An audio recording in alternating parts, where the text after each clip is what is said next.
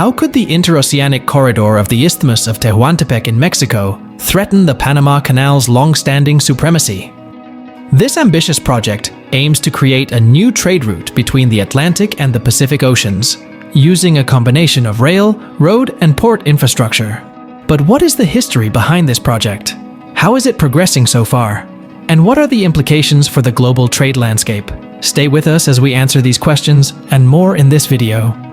The idea of creating an interoceanic corridor in Mexico dates back to the late 19th century, when President Porfirio Díaz envisioned a railway line that would connect the ports of Coatzacoalcos on the Gulf of Mexico and Salina Cruz on the Pacific Ocean. The railway, known as the Tren Interoceanico, was completed in 1907 and became a vital link for Mexico's trade and development. However, the railway soon faced competition from the Panama Canal, which opened in 1914 and offered a shorter and cheaper route for ships crossing between the two oceans. The Tren Interoceanico gradually lost its relevance and profitability, and by the late 20th century, it was practically abandoned. But in 2018, a new president came to power in Mexico, with a vision to revive the country's former railway line and create a new interoceanic corridor that would boost Mexico's economy and position in the global trade market. President Andrés Manuel López Obrador announced the CIT project as one of his flagship initiatives, with an estimated budget of $8 billion and a completion date of 2024. The project involves the modernization and expansion of 3 primary rail lines: Line Z, which runs from Coatzacoalcos to Medias Aguas, Line FA, which runs from Medias Aguas to Salina Cruz, and Line K, which runs from Salina Cruz to Tapachula, near the border with Guatemala. The project also includes the improvement of the ports, roads, airports, and industrial zones along the route. However, the CIT project has not been without challenges and controversies.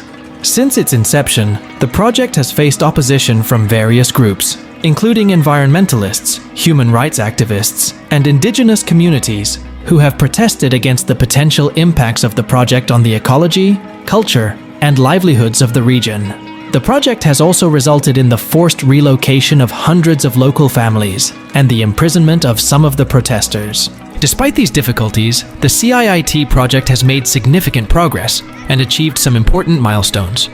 In August 2023, the first phase of the project, Line Z, was completed, covering a distance of 300 kilometers and connecting the ports of Coatzacoalcos and Medias Aguas.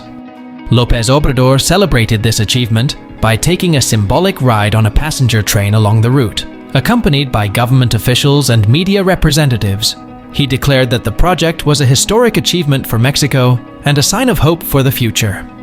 In December 2023, the passenger services on Line Z were officially inaugurated, offering a fast and comfortable travel option for the public. The construction of the other 2 lines, Line FA and Line K, is expected to be completed by the end of 2024, according to the government's plans. But what does the CIT project mean for the global trade landscape and the Panama Canal? Could it become a viable alternative to the legendary waterway that has dominated the interoceanic trade for over a century? Well, the answer is not so simple. On one hand, the CIT project could offer some advantages over the Panama Canal, such as lower costs, higher capacity, and greater reliability. The CIT project could also alleviate some of the pressure on the Panama Canal, which often faces congestion, delays, and weather disruptions during high-demand periods. On the other hand, the CIT project also faces some disadvantages, such as longer transit times, higher security risks, and lower compatibility with some types of cargo. The CIT project could also face competition from other potential interoceanic routes, such as the abandoned Nicaraguan Canal project, which was proposed by a Chinese company in 2013, but stalled due to financial and environmental issues, or the opening of the Northwest Passage, which could become a reality due to global warming and melting ice in the Arctic. However, is that the CIT project is a remarkable example of Mexico's ambition and determination to transform its role and position in the world of trade. It is also a testament to the human ingenuity and creativity that drives the development of new and innovative ways to connect the oceans and the continents. We hope you enjoyed this video and learned something new about the CIT project and the interoceanic trade.